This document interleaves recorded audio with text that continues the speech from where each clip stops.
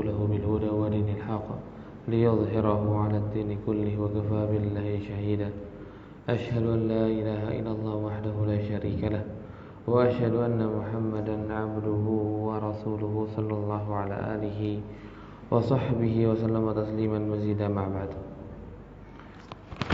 Maka di sini beliau rahimahullah taala menyebutkan tentang Hanifiyah millat Ibrahim. Hanifiyah adalah agamanya, tata caranya Nabi Ibrahim alaihissalatu wassalam, yang dimana Hanifiyah an ta'budallaha wahdahu, yang hanya menyembah kepada Allah Subhanahu wa taala dan mengikhlaskan ibadah hanya kepada Allah Subhanahu wa taala. Dan Hanifiyah ini adalah sebuah perintah yang dimana Allah Subhanahu wa taala sering menyebutkan untuk mengikuti Nabi Ibrahim alaihissalam, bahkan kepada millah Nabi Ibrahim.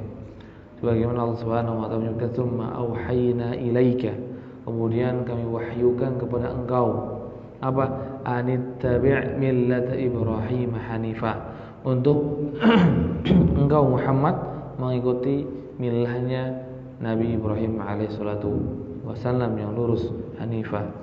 Kemudian apa? Wa ma kana minal musyrikin. Apa itu millahnya Ibrahim? Adalah millahnya Ibrahim yang tidak pernah melakukan kesyirikan sedikit pun. Jadi ketika Nabi Ibrahim dikatakan pernah mencari Tuhan, itu adalah perbuatan atau ucapan yang sangat dusta kepada Nabi Ibrahim. Nabi Ibrahim alaihissalam tidak pernah mencari Tuhan. Nabi Ibrahim tidak pernah mencari Tuhan. Ketika dikatakan Nabi bahwa bulan ini adalah falamma ra'a kawkaba qala hadza rabbi, ketika lihat bintang dia ngomong ini Rabbku, ketika lihat bulan ini Tuhanku, ketika matahari ini Tuhanku. Itu bukan Nabi Ibrahim sedang mencari Tuhan, tapi Nabi Ibrahim ketika itu sedang berdakwah kepada negeri Harran, yang dimana negeri Harran ketika itu mereka menyembah bintang, bulan dan matahari. Makanya Nabi Ibrahim berkata demikian untuk membantah mereka. Maka dilihat ayat setelahnya. Di situ adalah bantahan kepada mereka untuk menjelaskan apa yang mereka lakukan ini adalah sebuah kesalahan yang sangat besar. Maka di sini tegaskan oleh Allah Subhanahu wa taala, wa ma kana minal musyrikin. Nabi Ibrahim itu enggak pernah melakukan kesyirikan. Dan Nabi Ibrahim alaihissalam tidak pernah melakukan kesyirikan. Dan juga Nabi Ibrahim bukan seorang Yahudi dan bukan seorang Nasrani dan juga bukan seorang Majusi. Tapi Nabi Ibrahim alaihissalam adalah Nabi yang lurus di atas agama millahnya yang Allah Subhanahu wa taala tetapkan untuk Nabi Ibrahim. Maka di sini kita diperintahkan untuk mengikuti millahnya Nabi Ibrahim alaihissalam, yaitu adalah bertauhid kepada Allah. Yaitu adalah bertauhid kepada Allah Subhanahu wa taala. Kita diperintahkan untuk bertauhid kepada Allah Subhanahu wa taala. Dan asalnya ini adalah semua agama para nabi dan para rasul. Semua agama para nabi dan para rasul untuk bertauhid hanya kepada Allah Subhanahu wa taala. Maka kemarin kita sudah sebutkan di dalam kitab salah satu usul, yang dimana fungsinya para nabi dan para rasul atau tugas besarnya para nabi dan para rasul adalah menyampaikan tauhid dan menjauhkan taghut. Ini seperti yang kita sebutkan di pertemuan yang sebelumnya dalam kitab salah satu usul. Maka asalnya demikian. Tapi kenapa di sini diistimewakan Nabi Ibrahim? Karena Nabi Ibrahim memiliki kedudukan yang lebih tinggi daripada yang lain. Dan juga Nabi Ibrahim selain memiliki kedudukan yang lebih tinggi, Nabi Ibrahim alaihissalatu wassalam hal yang tidak dimiliki oleh seluruh manusia, mau itu orang Yahudi kah, orang Nasrani kah, atau orang Majusi, mereka atau orang musyrikin, semuanya itu mengklaim bahwa Nabi Ibrahim dari bagian mereka. Yahudi mengklaim bahwa Nabi Ibrahim bagian dari Yahudi. Nabi Nasrani juga berkata demikian, bahwa Nabi Ibrahim alaihissalam bagian dari Nasrani. Orang-orang musyrikin juga menganggap hal yang sama, bahwa Nabi Ibrahim adalah bagian dari mereka. Tapi Allah Subhanahu wa taala menyebutkan berlepas diri Allah Subhanahu wa taala dari perkataan-perkataan mereka. Nabi Ibrahim bukan bagian dari Nasrani, bukan dari bagian dari Yahudi, dan juga bukan dari bagian orang-orang musyrikin, tapi beliau di atas agama yang lurus, Hanifiyah, Hanifiyah itu samhah. Hanifi yaitu Sabha. Itu adalah Nabi Ibrahim alaihissalatu wassalam. Maka wa ma ja'ala 'alaikum fid dini min haraj millata abikum Ibrahim. Dan Allah Subhanahu wa taala menyebutkan, tidaklah aku menjadikan kepada kalian di dalam agama ini ada dari perkara yang memberatkan. Itulah millahi Nabi Ibrahim. Itulah millahnya bapak kalian Nabi Ibrahim alaihissalatu wassalam. Jadi Nabi Ibrahim diperintahkan untuk mengikhlaskan ibadah hanya kepada Allah Subhanahu wa taala, meninggalkan kesyirikan. Dan di sini beliau rahimahullah taala, Syekh Muhammad bin Abdul Wahhab rahimahullah taala berdalil dengan firman Allah Subhanahu wa taala surat Az-Zariyat, kama qala ta'ala wa ma khalaqtul jinna wal insa illa liya'budun.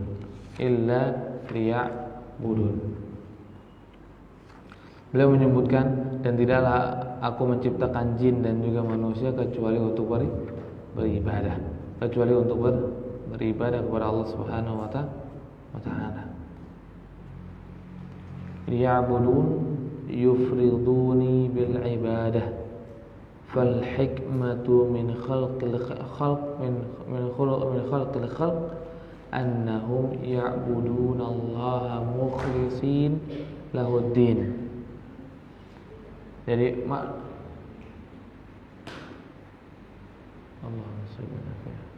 dan dari makna liya'budun adalah yufriduni bil ibadati, dan hanya mengkhususkan atau menyendirikan Allah Subhanahu wa taala di dalam ibadah hamba.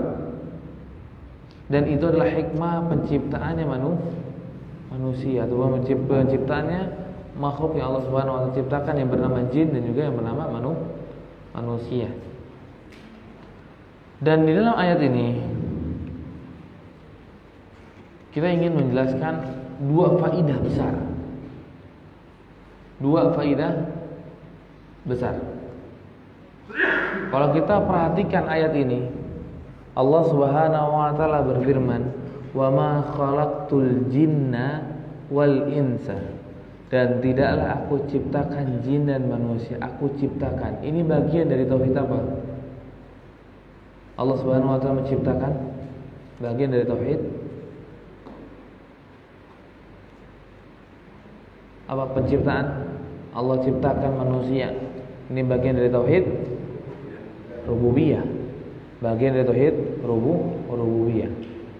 Tauhid rububiyah yang disebutkan di awal, wa ma khalaqtul jinna wal insa.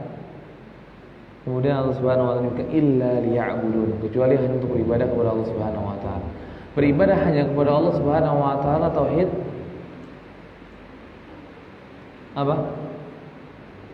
Uluhiyah. Tauhid uluhiyah. Maka di sini yang kita akan dapatkan sebuah faedah. Berarti apa?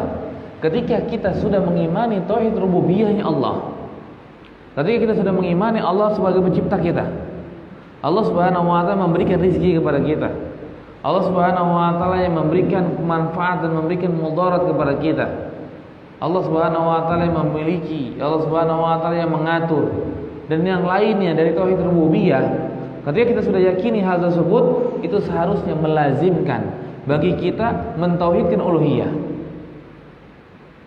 Melazimkan bagi kita beribadah hanya kepadanya.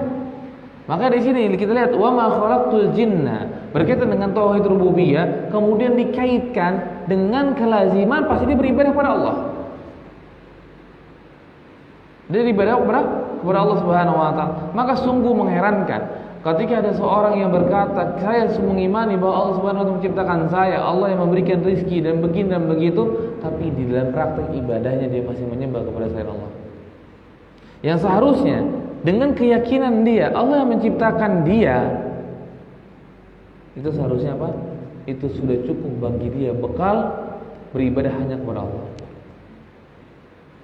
Cukup bekal bagi dia untuk beribadah hanya kepada Allah Subhanahu wa taala. Karena mengimani tauhid rububiyah melazimkan kita untuk mengimani tauhid uluhiyah. Lazim bagi kita. Asalnya demikian. Tapi ada di antara kita pun yang tidak demikian. Ada dia mengimani tauhid rububiyah tapi tidak mengimani tauhid uluhiyah. Seharusnya rububiyah yang telah dia imani melazimkan bagi dia mentauhidkan uluhiyah. Ini yang faedah yang pertama yang kita dapatkan dari ayat ini. Faedah yang kedua adalah ketika Allah Subhanahu wa taala memilih kata menciptakan. Wa ma khalaqtu. Seharusnya Allah Subhanahu wa taala bisa juga dengan perkataan yang lain. Wa ma razaqtu. Wa ma damartu. Kan gitu. Wa ma yang lainnya. Wa ma nafa'tu al-jinna wal insa. Tapi kenapa Allah Subhanahu wa taala memilih perkataan beliau dengan apa? Menciptakan. Kenapa penciptaan yang disebut oleh Allah? Kenapa enggak rububiyah yang lain? Kenapa enggak rububiyah pengaturan? Kenapa enggak rububiyah masalah pemilikan? Kenapa penciptaan?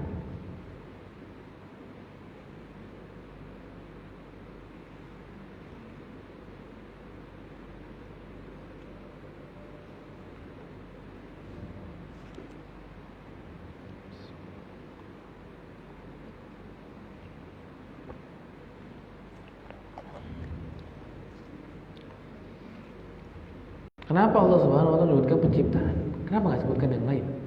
Kenapa penciptaan yang disebutkan oleh Allah Subhanahu wa taala?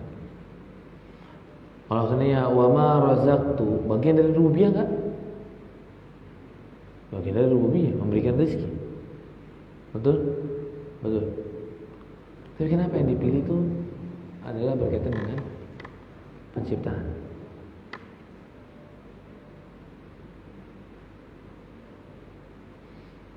Karena menyebutkan dengan penciptaan ini berkaitan dengan akhir ayat ini. Apa? Liya'budun. Kita liya'budun, menyembah hanya kepada Allah Subhanahu wa taala satu-satunya. Betul enggak? Kita hanya menyembah Allah Subhanahu wa taala satu-satunya, enggak kita sembah yang lainnya. Ini berkaitan dengan masalah penciptaan. Maksudnya apa berkaitannya? Karena berkaitannya manusia, bagaimanapun manusia, asalnya manusia akan menetapkan hanya penciptaan milik Allah. Kecuali orang ateis. Asalnya manusia itu akan menetapkan bahwa dia itu diciptakan oleh Tuhan. Dan hampir-hampir tidak ada orang yang berani berkata bahwa dirinya diciptakan begitu saja, kecuali hanya orang yang terlalu kebelengar. Apalagi di orang Arab ketika itu, orang-orang musyrikin itu mengakui dan mengetahui bahwa dirinya diciptakan oleh Tuhan. Tidak di antara mereka yang berpikiran bahwa mereka diciptakan dengan begitu saja gitu, ataupun dengan ayah dan ibunya. Tidak ada. Allah Subhanahu wa taala pilih penciptaan. Tapi ketika Allah Subhanahu wa taala pilih memberikan rezeki, nanti kan pikiran manusia, oh kan apa istilahnya, bos saya itu juga memberikan gaji kepada saya, ya kan? Ketika di dalam permasalahan yang lainnya mengatur, kan juga orang tua saya ngatur saya, ini mengatur. Tapi di dalam masalah penciptaan tidak ada orang satupun yang berani berkata demikian, nggak ada. Makanya ketika Allah Subhanahu wa taala menyebutkan berkaitan dengan penciptaan, ingin menetapkan sebuah penciptaan, maka setelahnya berkaitan dengan tauhid, hanya menyembah kepada Allah Subhanahu wa taala. Ketika ditanya, tahu enggak dosa yang paling besar? Ala ukhbiru akbar kabair. Mau enggak kabarkan paling dosa yang paling besar? Anta ja'alu lillahi niddan wa huwa khalaqak. Engkau jadikan sebuah kesyirikan, engkau menjadikan sebagai serikat bagi Allah Subhanahu wa taala, sedangkan Allah yang menciptakan kau. Karena manusia pada asalnya tidak menetapkan penciptaan ini kepada selainnya. Makanya di sana Allah Subhanahu wa taala milih penciptaan. Makanya di sana keluarlah sebuah kaidah, ifradullahu fil khalq. Ketika Allah Subhanahu wa taala menyendiri di dalam penciptaan, maka Allah Subhanahu wa taala juga menyendiri dalam ibadah hamba kepadanya. Ketika Allah Subhanahu wa taala menyendiri dalam penciptaan, maka Allah Subhanahu wa taala menyendiri dalam peribadatan hamba kepadanya. Dan kita akan dapatkan ayat dan hadis Nabi sallallahu alaihi wasallam yang begitu banyak yang menggandengkan antara penciptaan dengan ibadah hanya kepada Allah. Ibadah hanya kepada Allah Subhanahu wa taala. Wa ma khalaqtul jinna wal insa illa liya'budun. Seperti hadis tadi yang kita sebutkan, anta ja'alu lillahi niddan wa huwa khalaqak. Jadi digabungkan antara penciptaan dengan ibadah hanya kepada Allah Subhanahu wa taala. Karena manusia mengetahui dan meyakini bahwa mereka diciptakan oleh Tuhan, bukan diciptakan oleh dirinya mereka sendiri. Bukan diciptakan oleh diri mereka sendiri, tapi diciptakan oleh Allah Subhanahu wa taala. Makanya Allah Subhanahu wa taala mengambil kata khalaqtu, bukan kata yang lain, bukan perbuatan Allah Subhanahu wa taala yang lain. Karena ingin menarik sebuah kesimpulan bahwa menyendirinya Allah dalam penciptaan itu menetapkan bahwa menyendirinya Allah Subhanahu wa taala dalam peribadatan hamba kepadanya. Ini dalil yang beliau sebutkan untuk menetapkan millata Ibrahim an ta'budallaha wahdahu mukhlishan lahuddin. Kemudian setelahnya beliau menyebutkan berkaitan dengan analogi beliau antara kesyirikan atau antara kewajiban hanya menyembah kepada Allah, kemudian dengan sholat, dan kemudian nanti berkaitan dengan kesyirikan dengan hadas, yang insya Allah kita akan jelaskan di pertemuan yang akan datang. Mungkin sebelum ditutup ada pertanyaan yang ingin ditanyakan.